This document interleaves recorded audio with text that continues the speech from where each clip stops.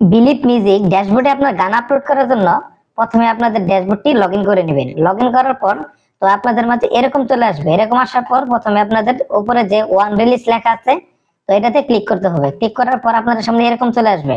তো অডিও থাকবে, তারপরে নেক্সট করে দিবেন। নেক্সট করার পর প্রথমে যেটা আছে এনি গ্রেন এটা থাকবে, এটাতে এটা থাকার পর নেক্সট করে দিবেন। নেক্সট করার পর আপনাদের গানের যে টাইটেলটা আছে তো সেই টাইটেলটা আপনাদের এই জায়গায় বসাতে হবে।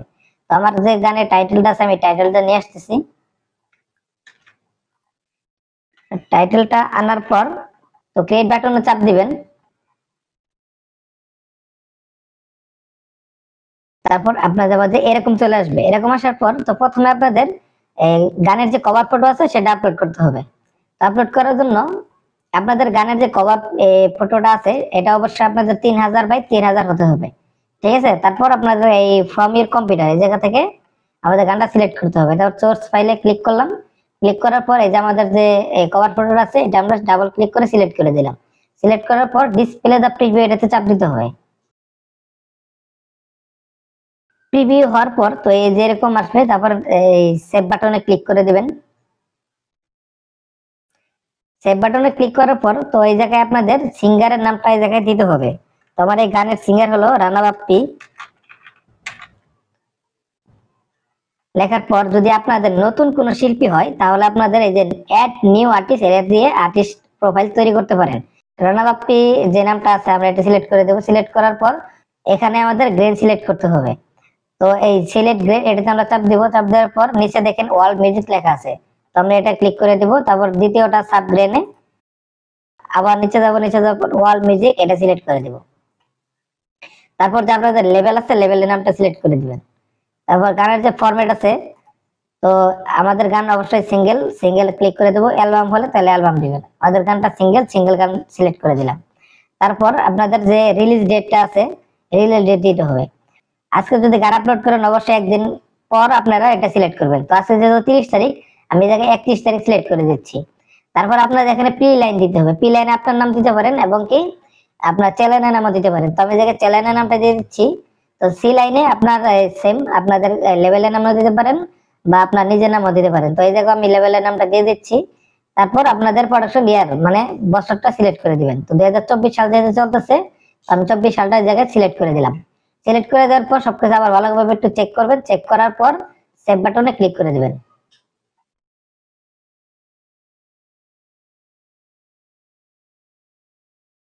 সেভ বাটনে ক্লিক করার পর তারপর চলে যাবেন আপলোডে। আপলোডে আসার পর এই যে click here to launch the uploader এই জায়গায় ক্লিক করে দিবেন। ক্লিক করার পর এই যে উপরে দেখেন অ্যাড ফাইল লেখা আছে, তো অ্যাড ফাইলে ক্লিক করে দিবেন। তারপর এই যে আমার যে গানটা আছে তো এটা অবশ্যই আপনাদের ওয়েব ফাইল থাকতে হবে। আর ওয়েব ফাইল কিভাবে করবেন সেটা আপনাদের দেখিয়ে দিচ্ছি।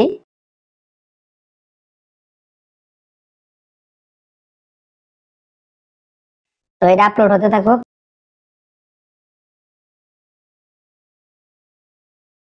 ওয়েব ফাইল কনভার্ট করার জন্য আপনারা অনলাইনের মাধ্যমে করতে পারেন। তো অডিও কনভার্টার লিখে সার্চ করবেন। সার্চ করার পর আপনাদের মাঝে এরকম একটা ওয়েবসাইট চলে আসবে। তারপর আপনারা এই যে ওয়েব লেখা আছে এটাতে চাপ দিবেন। দেওয়ার পর এখান থেকে ওপেন ফাইল থেকে আপনাদের একটা গান সিলেক্ট করে দিবেন।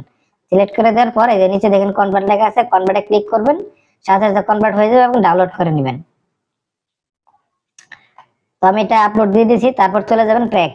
ট্র্যাকে আসার পর এই যে অ্যাড ট্র্যাক লেখা আছে এটাতে ক্লিক করে দিবেন। ক্লিক করার পর তো প্রথমে দেখবেন কন্টেন্ট টাইপ অডিও লেখা আছে এটা থাকবে। প্রাইমারি ট্র্যাক টাইপ এটা মিউজিকে থাকবে। সেকেন্ডারি ট্র্যাক টাইপ এটা আপনাদের অরিজিনাল করতে হবে। তো আপনাদের গান যদি শুধু মিউজিক হয় তাহলে আপনার ইয়েস করে দেবেন, আর যদি মিউজিক না হয় যদি সম্পূর্ণ একটি গান হয় তাহলে নো থাকবে। তারপর আপনাদের গানের যে টাইটেলটা আছে তো আপনার এই জায়গায় টাইটেলটা বসিয়ে দিবেন। টাইটেল বসিয়ে দেওয়ার পর তো এই জায়গায় সিঙ্গারটা আপনারা আবার সিলেক্ট করে দিবেন। তো আমি এই জায়গায় সিলেক্ট করে দিলাম। সিলেক্ট করে দেওয়ার পর তারপর চলে আসবেন অথরে। অথর মানে হলো গান যে লিখছে গীতিকার, ঠিক আছে। তো আমি গীতিকারের নামটা দিয়ে দিলাম। তারপর কম্পোজার, কম্পোজার হলো সুরকার। আপনার এই গানটা সুর করছে কে? তো আমার এই গানটা এই গীতিকার এবং সুরকার একজন। তো আমি এই জায়গা থেকে সিলেক্ট করে দিলাম। সিলেক্ট করার পর অ্যারেঞ্জার, আপনার গানটা যে কম্পোজ করেছে কম্পোজিশন করেছে তো তার নামটা এই জায়গায় দিয়ে দিবেন। তারপর এই জায়গায় প্রোডিউসারের নামটা দিবেন। দেওয়ার পর নিচে চলে আসবে, নিচে আসার পর পাবলিশার, পাবলিশার আপনার নামও দিতে পারেন অথবা আপনার লেভেলের নামও দিতে পারেন। তো এই জায়গায় আমি লেভেলের নামটা দিয়ে দিচ্ছি ISRC, এটা আপনার ইয়েস করে দিবেন। ইয়েস করে দেওয়ার পর তো আপনাদের এখানে আবার এই সেকেন্ডারি গ্রেন এটা সিলেক্ট করতে হবে, এটা করতেও পারেন বা নাও করতে পারেন। তো এটা আমি করে দিচ্ছি। তো আপনাদের এই একদম নিচে চলে আসবেন, ওয়াল মিউজিক, এটাতে ক্লিক করে দিবেন। তারপর সাব সেকেন্ডারি গ্রেনে এখানে চলে আসবেন, একদম নিচে চলে আসবেন, ওয়াল মিউজিক, এটাতে ক্লিক করে দিবেন। ক্লিক করে দেওয়ার পর তো এই জায়গায় আপনারা দেখেন, তো এই জায়গায় সবসময় আপনারা নো নো করে রাখবেন, ঠিক আছে। তারপর আপনাদের এই যে এটা যাচ্ছে প্রিভিউ স্টার্ট, তো টিকটক, ফেসবুক, ইনস্টাগ্রাম এগুলাতে ধরেন আপনার মিউজিক কখন থেকে শুরু হবে, তো এটা এই জায়গায়, ঠিক আছে। তো এই জায়গাতে আপনার সেকেন্ডটা সিলেক্ট করে দিবেন। তো এই জায়গায় আমি সেকেন্ডটা সিলেক্ট করে দিলাম। দেওয়ার পর আপনার ট্র্যাক টাইটেল ল্যাঙ্গুয়েজ, মানে আপনারা যে ট্র্যাকটা আপলোড করছেন এটা টাইটেলটা কি ইংলিশ আছে না বাংলা আছে এটা দেখতে হবে। তো আমার ইংলিশ আছে, তো আমি এই জায়গায় ইংলিশ সিলেক্ট করে দিলাম। তারপর আপনাদের ওই গানের যে কথাগুলো আছে এটা ইংরেজি না বাংলা না হিন্দি এটা সিলেক্ট করতে হবে। তো আমারটা বাংলা, তো আমি এই জায়গায় বাংলা দিয়ে দিলাম। বাংলা দেওয়ার পর আবার আপনারা বাংলা দেওয়ার পর আবার পুনরায় এটা আপনারা চেক করবেন। চেক করার পর তারপর সেভ বাটনে ক্লিক করে দিবেন। সেভ বাটনে ক্লিক করার পর তারপর চলে যাবেন প্রাইসে। তো প্রাইস আসার পর এই জায়গা থেকে আপনাদের এই যে লো ডিজিটাল এটা আছে, এটা সিলেক্ট করে সেভ করে দিবেন। এটা সেভ হয়ে যাওয়ার পর, সেভ করে দেওয়ার পর তো আপনাদের এটা কিছু করতে হবে না, তো চলে আসবেন রিলিজ ডেটে। তো রিলিজ ডেটে আসার পর তো আপনাদের এই জায়গায় মেইন রিলিজ ডেটটা আপনারা সিলেক্ট করে দিবেন। তো আপনারা এই 2-3 দিন পরেও দিতে পারেন বা একদিন পরে দিতে পারেন। তো আমি একদিন পরে দিয়ে দেখাচ্ছি। তো একদিন পরে দিলাম, দেওয়ার পরে এখান থেকে আমরা সেভ করে দেবো, এখানে আর কিছু করা যাবে না।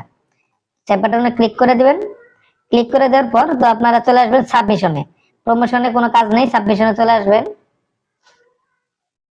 তারপর এই জায়গায় আপনারা চেক করবেন যে আপনাদের গান সম্পূর্ণ ঠিক আছে কিনা। যদি ঠিক না থাকে তাহলে অটোমেটিক এই জায়গায় রেড হয়ে থাকবে বা লাল হয়ে থাকবে, ওই জায়গায় আপনারা ক্লিক করে দেখতে পারবেন।